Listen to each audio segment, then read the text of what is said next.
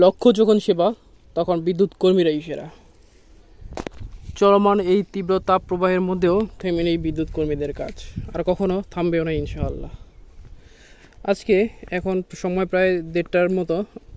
মাথার উপরে উত্তপ্ত সূর্যের তাপ প্রবাহের কারণে নিচে দাঁড়িয়ে থাকাটাই কষ্টকর একটা বিষয়।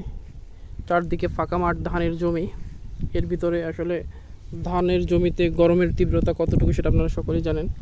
তো আমরা এখানে এসেছি যে সেচ শিল্প যে কার্যক্রম হচ্ছে, সেচের কার্যক্রমে সেচের মিটারের রিডিং সঠিকভাবে গ্রহণ করার জন্য, যেহেতু মাস শেষ।